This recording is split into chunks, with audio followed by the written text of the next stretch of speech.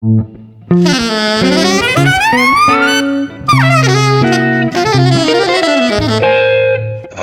Jazz.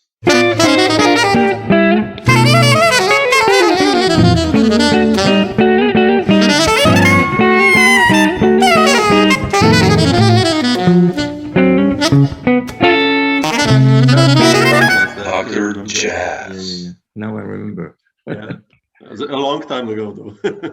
Yeah. Yeah. But I first want to ask you, like, I listened to the new record Overseas that you did for ACT. Yes, last one. Yes. Yeah, and it's quite special and incredible. I mean, it's so you, like, you know, you play two notes and it's like, okay, that's Nguyen. But I wanted to ask you, what's the background behind this project? I've read that this was like a interdisciplinary performance, big project. So what's the story behind this one? It's a big story because it's a project which took like 3 years to do. Oh wow! It was like I had a carte blanche from Musée des Confluences in Lyon to do what I want. And I did several projects, but the main one was this Overseas thing, which was based on the collaboration with the stage director called Tuan Le, who directs the Nouveau Cirque du Vietnam, the new circus of Vietnam. He's based in Saigon, in Vietnam. Oh, wow. And he's since I know him, I think it's really the best thing, the best creative art coming from Vietnam these days. Yes. It really, and it's exactly what I dream to do with my music. It's like the perfect balance between tradition and contemporary art. Yeah. But being based in Vietnam, it's of course is different than me. And he's not a musician. He's a stage designer specialized in circus. Wow. So I wanted to collaborate with him since a long time, and through the museum, I had the opportunity to offer him to do this project called Overseas, which was in the beginning very loose. In fact, we just started with improvisations. Everybody improvising, the musicians and the dancers and the circus guys. I was taking care of I had cast a small band, like just five musicians, and he did the casting of 5 stage artists. So the concept came very obviously at some point, which was that we were going to do something about Vietnam, about the creativity of Vietnam, but totally expanded. That means finding the creativity of the art creativity in Vietnam, in the country, and also in the migration, because Vietnamese people have spread all over the world through their migration for different reasons. Yeah. Which many know. The main reason was the war, and then some political reasons and some economical reasons. But we, and me also, I was born in Paris from Vietnamese parents who came to Paris to study. So in the 50s, they came in the 50s, and which is also a very different story than people who came in around starting to 75. Yeah. And that was because of the war, because that was the end of the Vietnamese against America war. And then there were lots of political and economical reasons for people to move. Yeah. But that was not the topic. The topic was to find all the creative people from today in Vietnam who could feel the relation to their roots, and who could express it through the creation of overseas. And so we did. It was really international cast. I mean, the musicians were mostly based in France, but they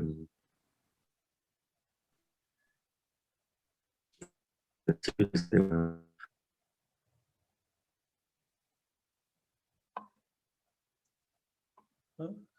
Germany and one from Vietnam. And so you can imagine it was pretty complicated to set up. But we succeeded through several residencies, and at the end we created the show in end of October 2 years ago. Oh, so but you wrote the music. You wrote the music on the basis of the performance, like on the beginning, after the first rehearsals, you kind of envisioned how it would be, or and also as I told you, it was very loose. In the good sense, that means everything is possible. Just try to feel what is possible, and feel the directions of everybody, and in fact I wrote the music after the first improvisation sessions. I wrote a complete score, like 1 hour of music, and this became the scenario of the show. Okay. So and as usual in my music, there's lot of pieces which I would say create some story. There's a story inside the music, which just needed to be developed visually through the circus and dancers. Artists. It's so beautiful. I mean, like already the first one, and then you have this long suite, this like 3-minute parts, and it's I can imagine how it suits really well live together. Then must be really special. But I wanted to ask you about Quang Vu and Chris Min Doki. Yes. Who are also on this album. You never collaborated with them before, right? It's the first time, or did you? Yes, I collaborated a long time ago. Quang Vu, I think Quang Vu, I called him because I had a show in America organized by the Vietnamese community in America. And they proposed me to do like 2 pieces of my music inside a very glamour show, like they like to do. Vietnamese people like to do in America. So it was not at all a jazz show, but I just had 2 pieces integrated in the show, and I invited Quang Vu. Because of course I'm a big fan of him. And that was the first time. Maybe that was like 5 years ago, 6 years ago. And Chris Min Doki, I think I played with him with Trilog Gortu. At some point I played a little bit in Trilog Gortu's band, and he was the bass player. Oh wow! That was the first time, but that was like even 10 or 15 years ago. Wow. Okay. No, it's so special. I love because every year you come up, almost every year, like with a new project, and it's always so different. It's you, but it's always so different. Such a nice story always behind it. I always want to do that. Kind of when I do a recording project, I know that the next project will be like the opposite. Yeah. I'm always looking for new things. For challenges and musically. But is your otherwise like on the previous record on Act, like it streams, right?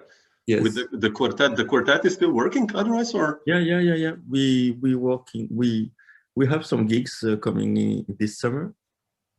And John Hatfield, the drummer, he used to be based in New York, but since he's married with a French woman, and since it's a total crisis there, with the COVID, it's just terrible for the life of musicians. In New York, it's really bad. Yeah. So he came to France. Really? So now he lives in Paris. And so it's Chris on the bass still, and the bass player Chris Jennings. He's Canadian, but he lives in Paris since 15 years. Yeah, oh, beautiful. It's such a nice band. Also, like the vibraphone in it. It adds such a nice dimension, like that early Gary Burton, Pat Metheny vibe in your way. I love the combination with the electric guitar.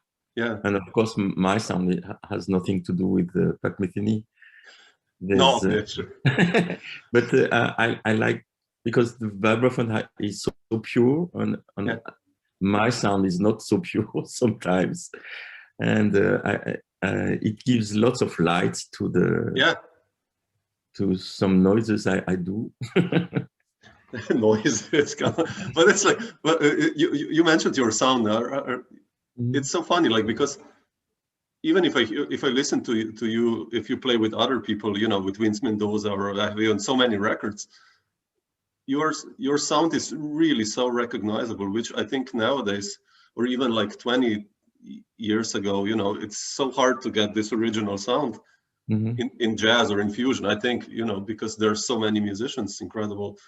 And I wanted to ask you, how did you start working on your sound? Like, I know you, first of all, you didn't study music, right? Yeah, I'm self-taught. So that's, of course, a big reason. Yeah. Because nobody told me, you have to play like that, you have to put the finger like that that's perfect. To sound good. I just put the finger where I felt that it sounded good. Yeah. And it came naturally personal. Yeah, that was the beginning, and then the next step was when I started to work on Vietnamese music, and I study one traditional instrument, in fact, which is called the danbo, the monochord. And I was not that good on that, but I learned the technique, and I applied the technique on the electric guitar. With it's a combination. It's a lot of work with the whammy bar, in fact. Oh wow! Okay. Yeah. And also all the phrasings, the quarter tones, the ornamentations, special types of rubato. Yeah. That I study to try to apply to the electric guitar. And then it's not only about Vietnam, it's also that I love traditional music from all over the world, and each time I love a sound, I love an instrument, I try to apply it to my style. Yeah. And who were like the first? Speaking, I mean, because I remember I played a lot with Paul McCandless, and when we toured with Paul, we talked about you, and he was always like, he held you like really up high, and he was like, yeah, Nguyen plays so rockish and loud. It's always like, who were in these terms? Where do these rock influences come from? Like when you were a teenager, who were like your guitar heroes? Like that? In fact, I came pretty late to music. When I say I came, that I mean I started to like music. It's strange because people like music kind of naturally, and they say, I like this, I don't like this, but they hear it, they listen to it, and they taste it. But for me, maybe before 12, before 10, music, I was pretty, music didn't move me at all. Yeah. That's a strange story. And then suddenly I became interested in music. As I started to like music, but it was, I think it was very social, you know, when you are at high school, at the school, you have friends and they listen on what they listen to hard rock. So my first band that I liked was Deep Purple. Wow. And blah blah, and then I had a slow evolution to jazz, but but the first music that moved me was rock. Yeah. And then the first music that I played on the instrument, I started to play drums, in fact. Oh, really? Oh. And it was not jazz, it was some kind of improvised rock. And when the first thing I did, I played on the guitar when I discovered guitar was some kind of improvisation, rockish improvisation. Yeah. Again, because I was self-taught. And I hated chords. I was just interested in playing single notes for hours and hours. And this is how I learned guitar. And then the next step was, of course, at some point I thought jazz was for me, jazz was a mystery, in fact, because it was so beautiful, so exciting, but I didn't understand how it worked. Because what was the trigger for you? That which were like the moments or the jazz records that you heard or musicians that you said like, wow, I want to do that? Yeah, it's sadly, thanks to Chick who just left us. That the first jazz album that really moved me was Hints of the Seventh Galaxy from Chick Corea. Oh yeah. And before, of course, Bill Connors on guitar, right? Yeah, he was so great. Yeah. And of course, I could listen to some jazz. My father was listening to Louis Armstrong or MGQ, but that didn't move me at all. Yeah. I needed that rock energy. Yeah.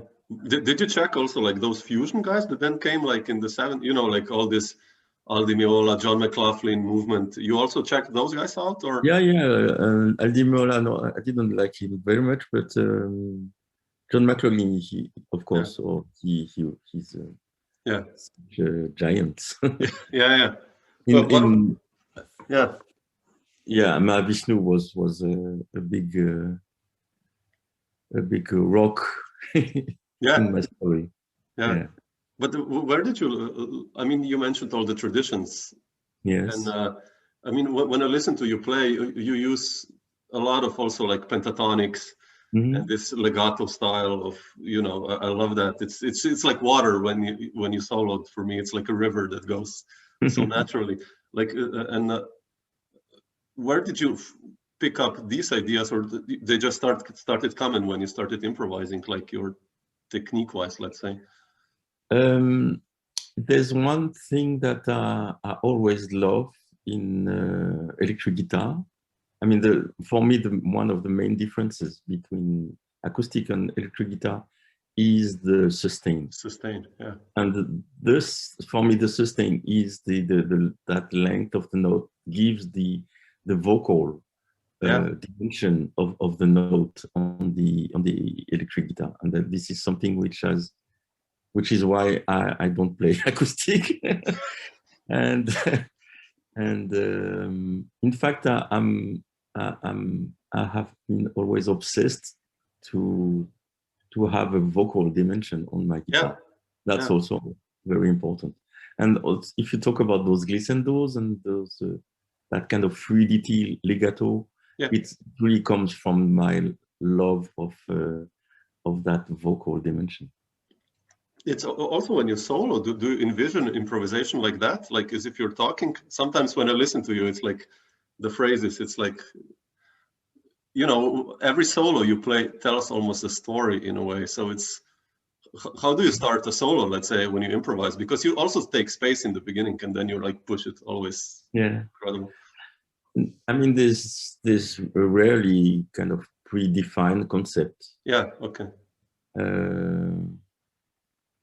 but yeah, it's difficult to explain. Yeah, I can imagine. Yeah, sure. It comes on, but it's true that there's really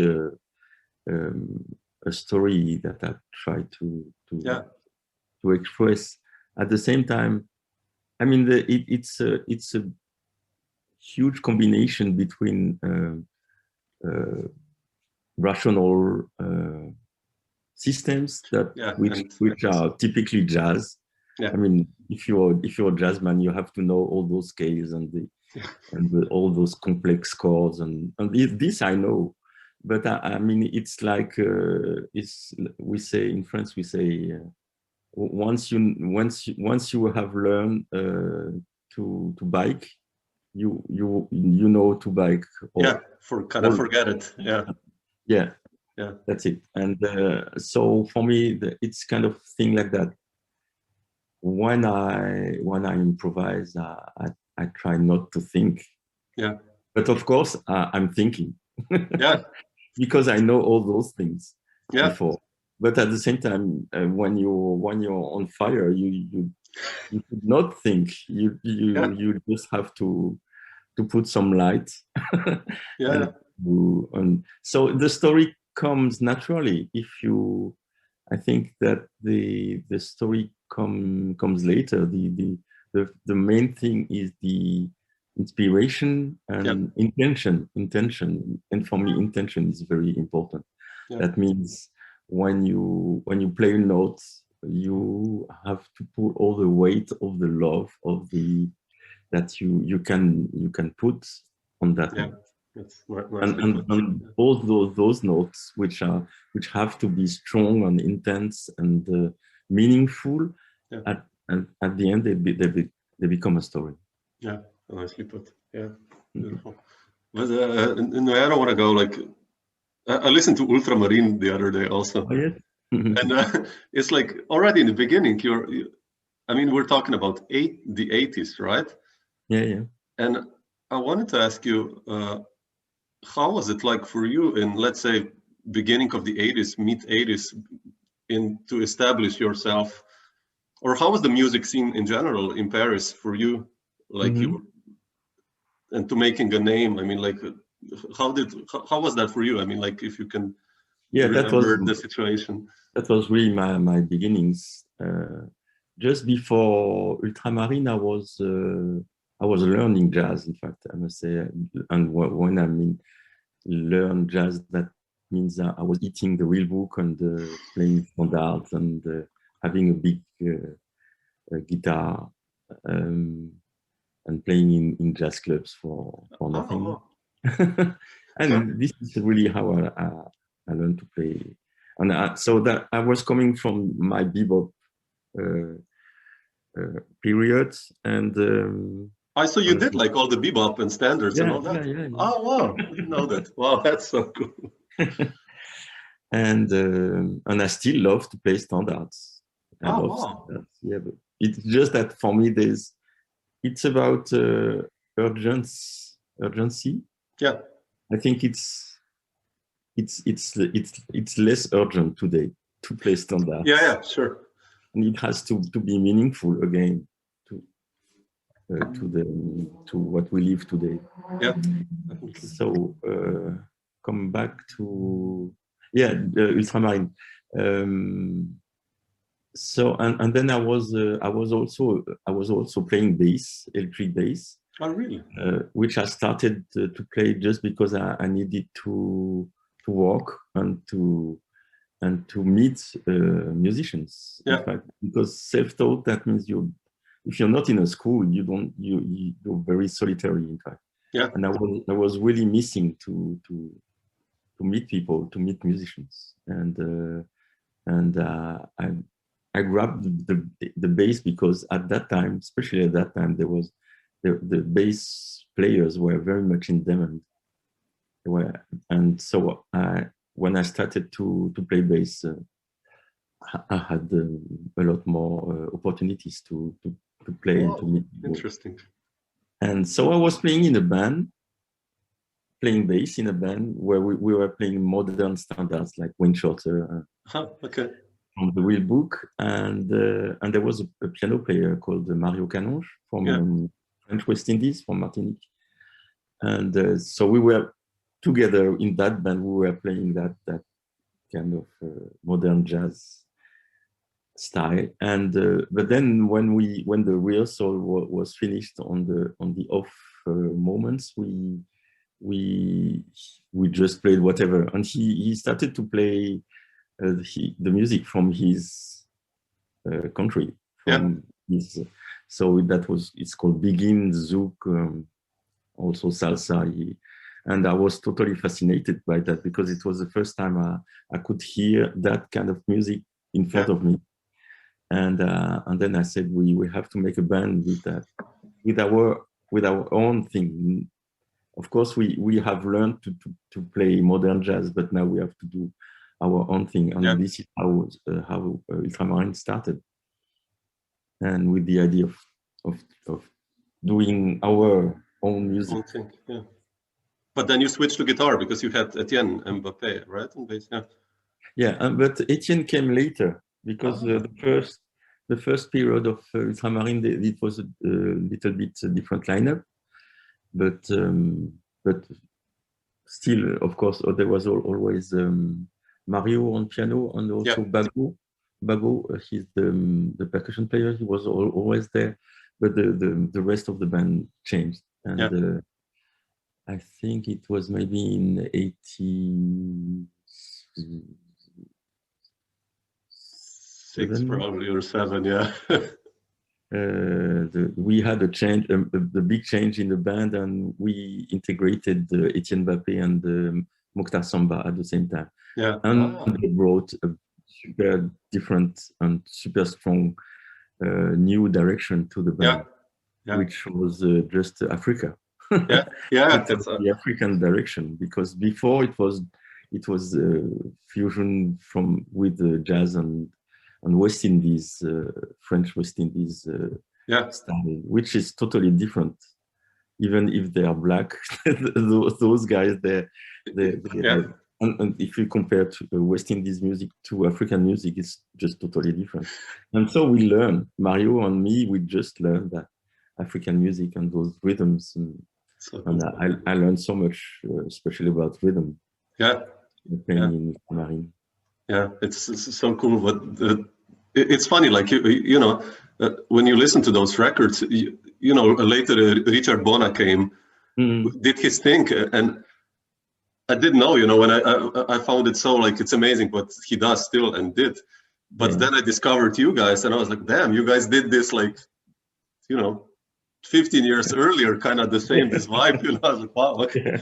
I love that. But, at that time there were two bands doing that African fusion, jazz fusion. It was Ultramarine and Sixon. With Michel Alibo and Paco Seri. And Louis Winsberg, and we had kind of same starting concept, but the result was pretty different. And we had lots of success because we were the only one to do that. And then I got noticed by Antoine Hervé, who hired me to do the French National Jazz Orchestra in 1987. Okay. And then I started to be more recognized. You remember, like, when was the moment, like, you know, like when you did Miracles, that was your first one as a leader. First album, yes. When did you decide you want to become a band leader? When was that moment that you felt it was right? It's this word of a band leader is funny to me, because so I did Miracles after finishing the National Jazz Orchestra in '89. From '87 to '89, I did the National Jazz Orchestra, and then '89, I started my own career with Miracles. And the thing is that, in fact, I didn't want to be a band leader. I didn't want to be a leader because I just wanted to do music and to, and also I had lots of compositions, and I wanted to play my compositions with the best musicians. Yeah. And then with Ultramarine, we had a good relation with this record company from that time called Musidisc. Yep. And the boss of the jazz director of the jazz department offered me to do my first album, and that's how we did Miracles, which we recorded in New York with Peter Erskine, Marc. How did you get that band together? First of all, I mean, Art Lande for me, like, wow. So underrated, but I mean, of course, Marc and Peter are incredible. But how did you decide for those musicians? In fact, that first album started really with the collaboration with Art, because while doing Ultramarine, I was also doing still doing some jazz, and I met Art, who was living at that time in Switzerland. Oh, really? He was teaching in St. Gallen, and so it was easy to play. And I must say I learned so much playing with him, and not teaching. He was not teaching to me, like you should do this and this and this, but he was just the fact that we were playing together. He put me in challenges, challenge situations musically, that I had to struggle to find. I know what you mean. Yeah. But that was when I'm talking on stage. Wow. Or during the rehearsal. It's not about talking. It's just, that's really the fantastic thing with jazz, with music, and especially jazz, because it's so much about interplay and everything which you have never planned before, and which comes and which was created on the instant. Yeah. And so I would say the main thing I learned with Art was was freedom in music. It's not about free jazz, but sure, I know what you mean. It is a free jazz in fact, because but I learned that freedom you have to pay with intention again. That's why I'm still talking about intention. Yeah. And if your notes, if what you are expressing musically at that time has meaning, has intensity. I'm not talking about loudness, just sure. And that means the people will understand, and musicians you are playing with will understand, and because they will hear that, they will change the way they play because of the intensity of what you are saying at that time, and that's the freedom. In fact, this is how we create free jazz, because all of this is done at the moment. And I would say, I would even say sometimes, as I like to say in my classes, that if you miss a note, it's because you didn't want it enough. Yeah, sure. You didn't put enough meaning in that note. Yeah, you're not there with your heart in a way, like But if I just go back to Miracles, how was it like for you? So you went to New York and so you recorded with Peter and Marc, who were like the rhythm section. I don't know, John Abercrombie, or like How was that like for you, like as a young? Yeah, I was of course totally impressed. Yeah, but I knew so the bass was me and Art. Yeah. And I knew Peter from the National Jazz Orchestra, because he invited for 1 week in Paris. We played every day in a big theater, and we became friends, and we got along very well. And I thought, when I will do my first album, I will call him. Okay. And then I called him, and I said, what would be the bass player you would like to play with? And he said, Marc. Well, because that was the dream rhythm section at that time. Sure. And so this is just how the lineup came. And when you brought the guys the music, did it go like really smooth already in the beginning? Because totally. There was one afternoon of rehearsal planned just before going to studio, and I must say that already we could have recorded the rehearsal, and it could have been the record. Yeah. It was just really perfect, and those guys. It's not only that they are fantastic musicians, but they are also super professional, because they were totally what's the word, motivated, involved in the music, and so they have learned everything I have sent to them. And they were playing the music beautifully. Like I said, in the beginning, I was writing music, and I just wanted to play that music with the best musicians, and and the dream came true. Definitely, yeah. And did you also, through art, then meet Paul McCandless, or? Yeah, because I know Art and Paul played together a lot. Exactly. Art, since a long time, he said we have to play with Paul, and then that's why on the second record we Zanzibar, Art with Paul. Yeah, and then Walking on Tiger's Tail. That's incredible. That quartet, it's just really. You guys had such a nice connection. Because he plays like this legato long lines, and so do you, and it's just like really cool. But I wanted to ask you, Nguyen, like you said, you wrote so much music, and you wanted to play it as with the best musicians. And I wanted to ask you one question, like, how do you write the music, like even nowadays, or how did you, like, do you sit behind the guitar and just, because everything is so melodic what you write, so I think it's all about the melody in a way, right? Or true.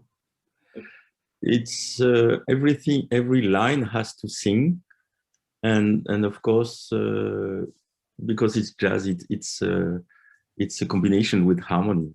And so the harmony makes the melody more interesting, or maybe it can give a different face to the same melody. And then the new harmony can lead to another melody, with a different notes.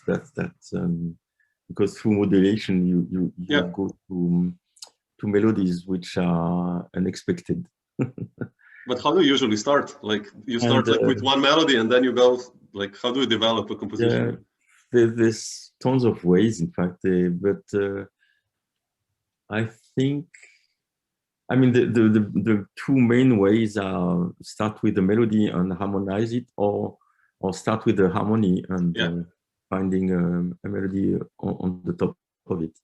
The thing is that at that time, I mean, at the time of Miracles, I was just starting with computer, but later computer became a very important thing in my work, and now when I write music, usually it can start with the guitar, but maybe not. But every idea I put it on the computer. That's really from the start.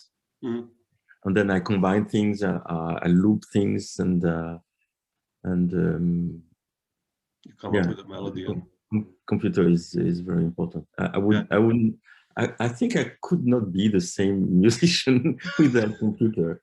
I mean, especially about if you talk about writing, because polyphony is something that, especially if you want to write different melodic lines at the same time, that's, and again, I'm self-taught, so I didn't want to counterpoint classes at the conservatory, but with the computer, it's so simple.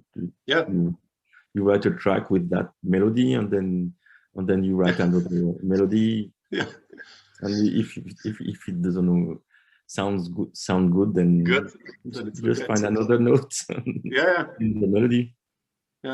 But how did you develop, like you mentioned counterpoint, let's say, what I noticed when I listen to you, let's say, especially with Paul or with other musicians, you have this kind of open unisono going on, if you know what I mean, like with many times with the saxophone, it's there, but it's like, is that, how do you come up with these ideas? Like, it's almost like snake-like, dancing with the saxophone or... One thing which is very important to me is to hear the voice of every musician. So if I play with somebody who's so beautiful as who has such a beautiful voice as Paul, I really want to, and I write music for him. I will really want to hear himself playing that melody. And so that means that sometimes the unison is maybe not the best idea. So then I want to. So if I give him the lead line, then I will try to find a line which will answer to what he says. That's so beautiful that you do. That's like quite recognizable when I listen to you. And you also love these layers. I listen to Overseas, and then it's like so many layers happening always in music. This is also because I think this becomes more, Overseas, especially rhythmically, can be, for me, music has to be exciting also for the brain. For the ear, of course, but also for the brain. That means, hey, what's happening now? I want to ask you that. Where did this fascination with odd rhythms come in? Like already the first track, like that, Nun Moon. Then it's like you have, I think, a 7 and a 6 comes over, and it's like so complex, yet it's so dancey. But where did your fascination with odd rhythms begin? When was that? Like.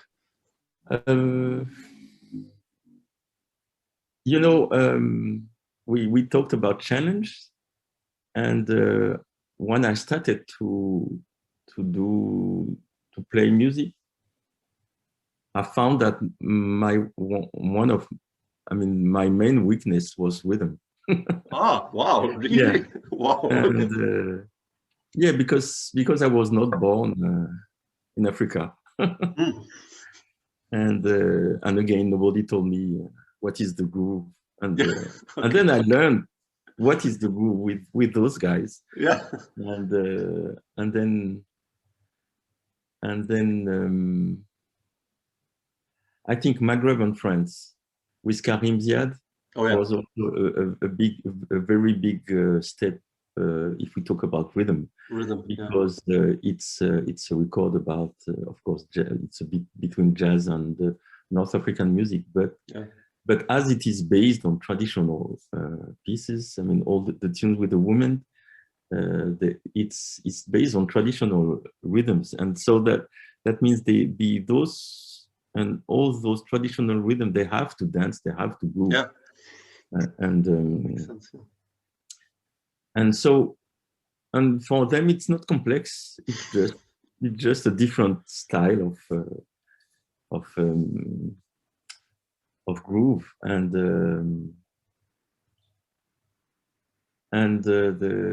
so I love, because I have again this kind of I need this intellectual excitation. And at the same time, I love that instinctual, organic relation to the music, especially with the rhythm. For me, it always have to dance. Yeah. So if I do complex rhythm, they still have to dance. But you don't have to think about it. Yeah. So of course, if you start to think, then you can analyze and finding it's very complex, and then comes the intellectual excitation. Yeah. But you don't have to. You can just listen to and then you go. Yeah. No, I mean that's my point of view. No, that's the problem when being a musician or a composer. Also, that's my problem. That like you start to analyze subconsciously. I'm like wow, okay, that's 11. I don't know, hippocampus. I listened to the other day. I was like, wow, that's such a cool, and it's like normal people, non-musicians. They're just like they don't care whether it's 7, 11, or 13, and that's so cool with your music. But like, let's say, do you intentionally, like, how do you start the tune? Like, I don't know, the first one from overseas, you know that you're going to write in 7, or it just happens, like Noon Moon, like, that rhythmical idea, or Hippocampus, the 11 idea. You said you're going to write something in 11, or it just like came in 11? I think Noon Moon, it's, if I have a good remembrance, there's a clave. Yeah, there's a clave. Yeah.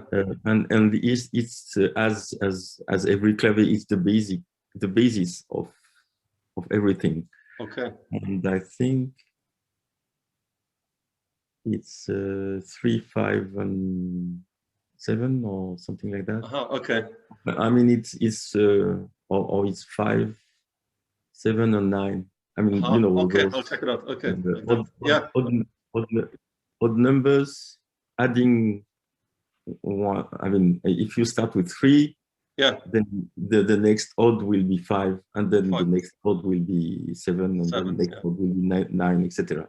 So it starts with that kind of clave. Yeah. Okay. That's so cool. And I think I had the clave first, and just thinking about in my brain of singing that clave. Yeah. And then I wrote everything on top of it. And the funny thing with overseas is the beatboxer. Yeah. Because the beatboxer who starts that first tune. Yeah. The very interesting thing is he doesn't know anything about music. Wow. So you just sang it to him, or? Yeah, I mean, but I mean, I knew I think when I found him, there's a funny story about how I found him. So we remember overseas is based on the quintet for the stage show, and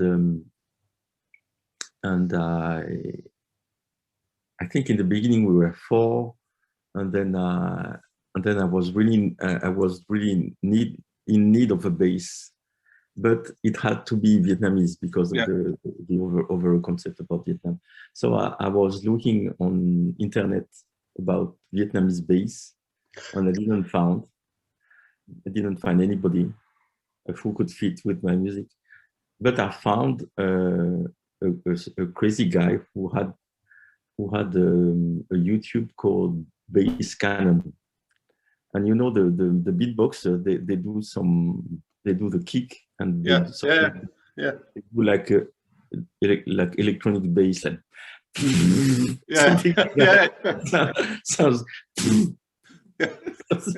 like that, and he had a tune like that called Bass Cannon, and I loved it, and then I found his contact, and I called him without knowing him at all, and he was in America, in Seattle, learning graphic design.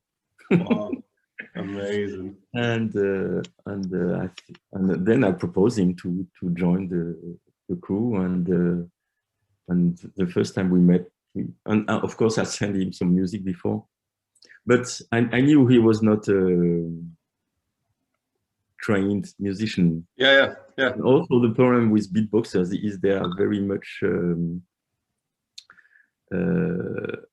used to do solo things. They don't play in bands. Yeah.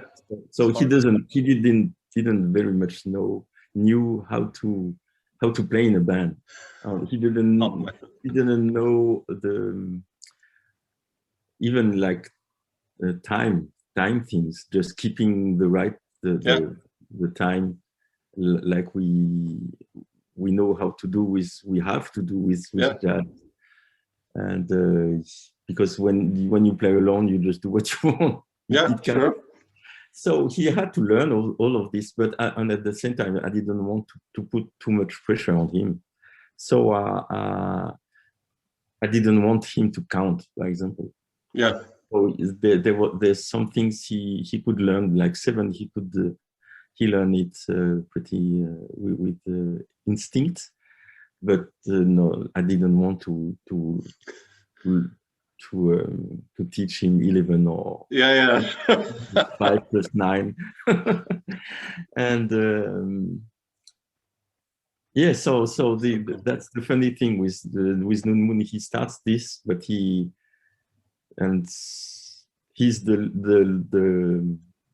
the last to know that he's doing 11 or 7. That's so cool.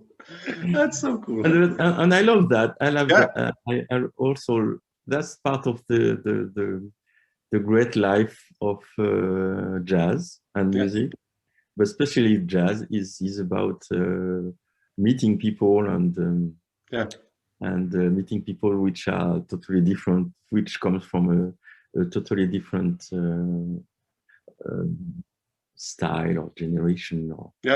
When I started to play bebop on bass, I was in a band and I was like 25 and I was playing with people who were 60 and at that time and I was not 25. I think I was 20. But without music, I could not have meet those old guys, which were like the age of my parents at that time. So, and it's something that I really always loved with music, is to meet people, connect, the relation side of doing music together. Yeah, I mean, this is one thing I noticed also, which you collaborated with your projects with so many incredible musicians, and since you mentioned like meeting people, like how do you decide? How did you decide, even now or in the past, like who you're gonna call, like, you know, to a project? How do you decide? Let's say, okay, I'm gonna call Chris Potter, or I'm gonna call Danny Gottlieb, or Renaud Garcia-Fons. Like how do you put up groups together? There's many stories, different situations. You talked about Renaud Garcia-Fons. Maybe I think there was a recommendation from Sigilor, the boss from ACT. He told me maybe you should check that guy, because I didn't know him, and then I got fascinated, and I really wanted to do something with him. Chris Potter, of course, he's a sax hero.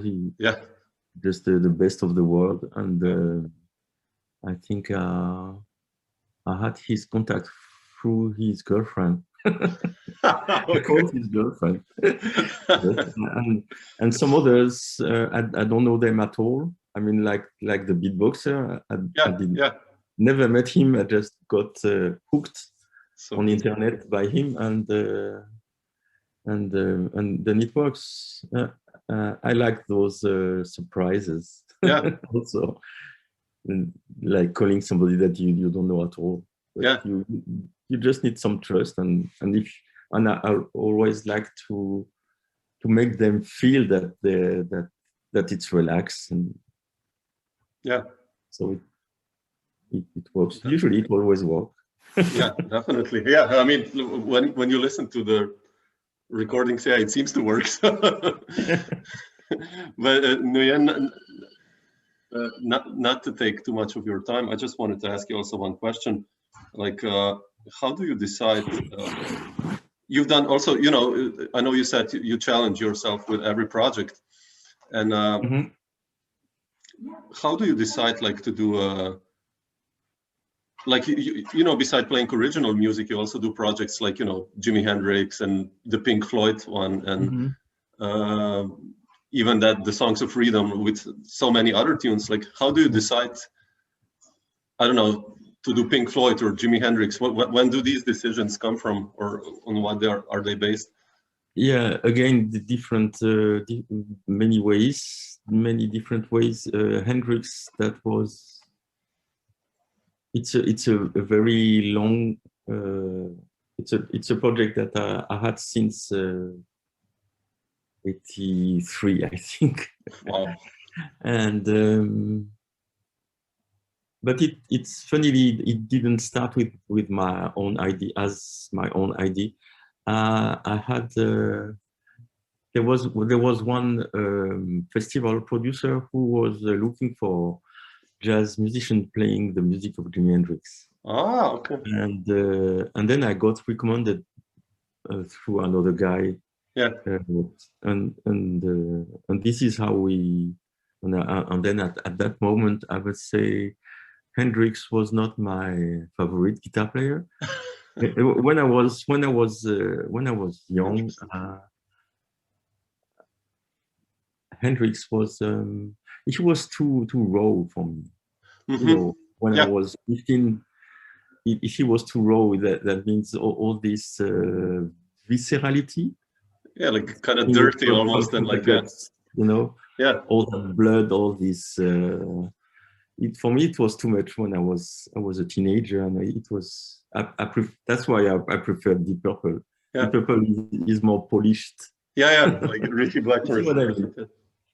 And so yeah, but of course everyone is evolving, and then many years later, I started to, because of that ask of that proposal, I started to re-listen to Jimmy, and then I found how great he was, and then of course I love this rawness. Yeah. Funny. And if we talked about intention, if there's one guy who have an intention in every note, it's him. It's him. Yeah, definitely.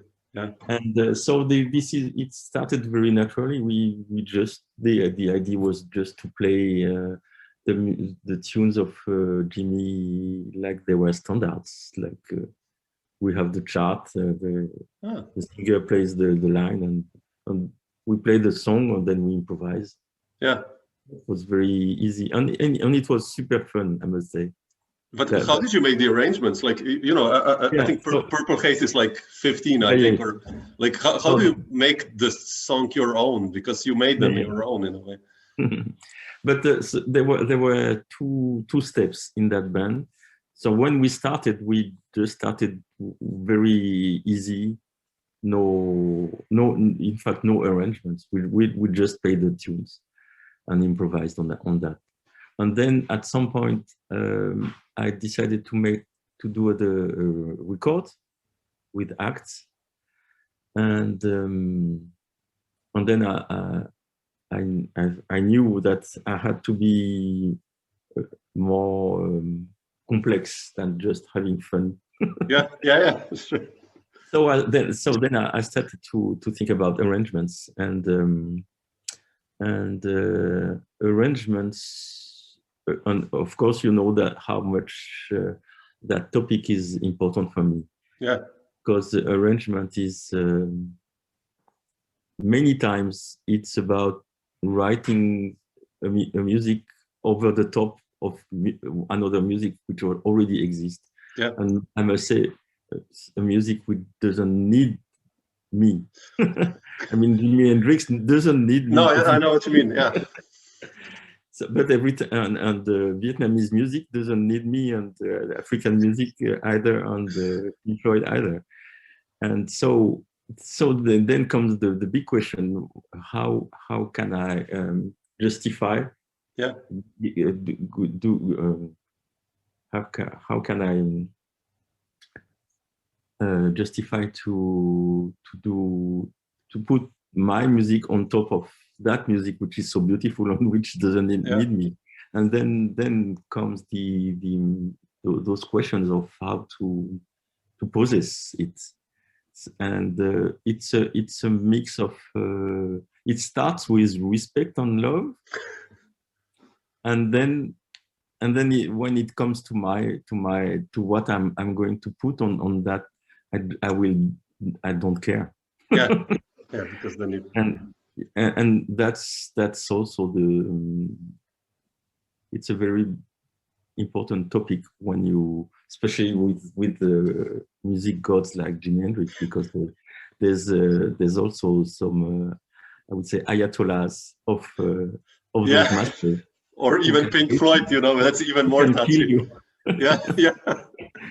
But I must say I don't care. Then I just do what I want, and but again, of course, always with that respect and love. Sure. But at the same time, I don't restrain my freedom and imagination. And that's a good one. Yeah. And one, I would say a regular jazzman, if he starts to arrange a rock tune, I think the first thing he will do is reharmonizing. Yeah. Which is okay, but sometimes for me it just doesn't work because the music doesn't need another chord. Yeah. And I found also that in many situations when you put strange chords over a pop melody, the melody gets it's gone. Yeah, it's true. And also the rhythm. It's funny how if you put you have the same rhythm and you put just basic chords and you put C and F and G and it's joyful and it grooves, and you put complex jazz chords and then it doesn't groove anymore, but it's the same. Funny, right? Yeah, that's true. So funny, harmony can be against rhythm. Yeah. I found this a lot with, especially when working on pop pop songs. Yeah. So what then? If I don't go into reharmonization, then what can be done? Then the other element is rhythm, and then I can still play only in E7/9. For instance. Yeah. Or Purple Haze, but I will just remove 1/16 and then it's in 15. 15, yeah. I love that. That's the concept of Purple Haze. Yeah, or like Money you did from Dark Side, like that's 7, but you just like. Oh yeah, totally. So cool. I love that fast 7 in the beginning. Like it's like this African influence almost. I'm like, it's so cool. I love that what you do. But Nguyen, can I ask you just one more thing? It's like, now like after 30 years of having your own groups, even more than 30, are you now comfortable as being a leader of your groups? And if you put this in comparison of being a collaborator or a side person, how do you see these two things? Yeah. In the beginning, I said that I didn't want to be a leader, and in fact, I learned to be a leader through my records and through touring, especially through touring. I had to be a leader. Yeah, which means many other things than than bringing your own compositions Yeah. for the guys to play. It's being a leader. It's about Yeah. it can be just booking trains and booking hotels and scheduling rehearsals and paying things. It's just another dimension that I really learned. And I think I got pretty good with that. Yeah. Now I know it takes time, but I like to, for example, if my agent propose me a gig, then I will find myself my playing by myself. Sure. Of course, he can do it. That's his job, but I prefer to do it myself. Just an example of being a leader, and that means that I will do the same with the musicians. Yeah. And talking about sideman, I don't do this a lot. Also, I must say that Act Siglo, he did. You should not do that too much because it can jeopardize your leader, your name as a leader, blah blah blah. But anyway, I think my approach as being a sideman is to play the music that I'm proposed to play as if it was mine. So that means that doesn't mean that I will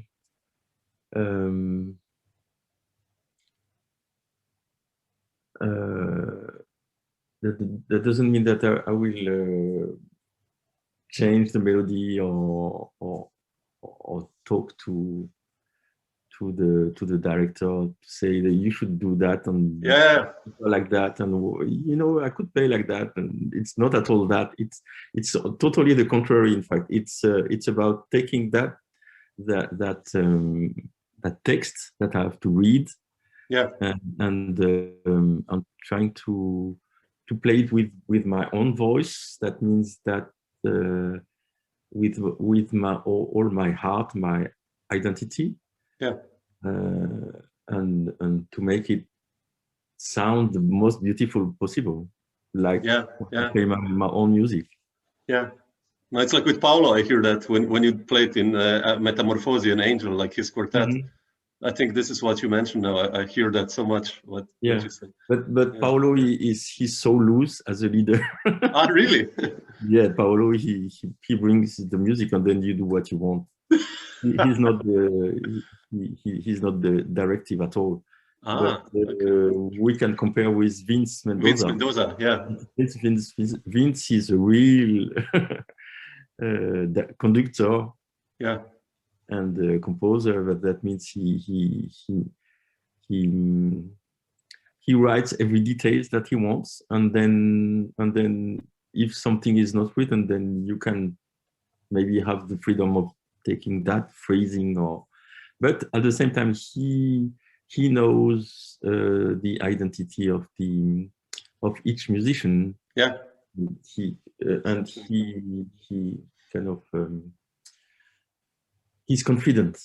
Yeah. That's very important. He's confident that you can put the best voice to play his melody. Yeah. Music. Yeah, I love with Vince what you did. Those they are so good. Those records. It's just like the big band behind you, and then you come like with this. It's I love that.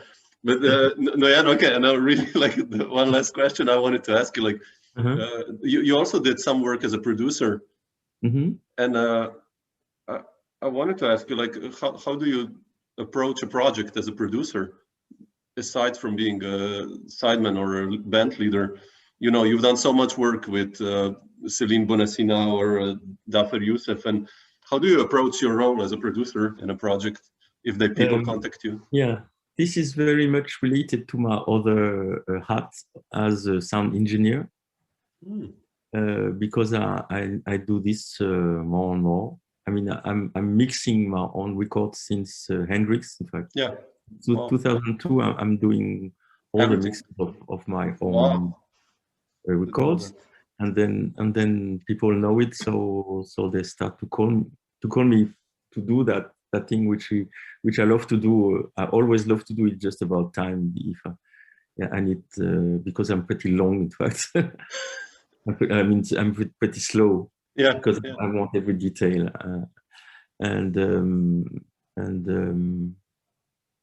Céline, she called me, by example, Céline, she first called me as a guest on guitar. Yeah. Then I asked her who's going to mix your record, and she said nobody yet. So I said I can do it, and so I did it. And then doing the work of a mixer is becomes very much about becomes very much a producer. Yeah. Because there's many choices that you can do at the mixing stage. Yeah, definitely.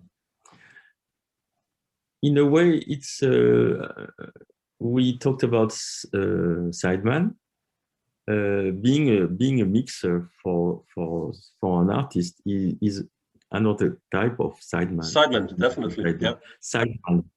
Yeah. That means it's not my music. It's I'm just here because I know how all those machines work, and my duty as a producer or as a sound engineer is again to bring the best of the music which I have been proposed to work on. Yeah. And it's not at all about ego. I must say that if I began to be a sound engineer on myself, it's because I found that I have worked with sound engineers which had too much ego, which just wanted to make the record. Yeah, no, it's true. And you had to struggle. You were asking for a little rhythm, and then you had to struggle for that. I mean, I just hated that. So I just want this is really why I started to do my own engineering. Yeah. Oh, cool. Well, great. Thanks so much, man.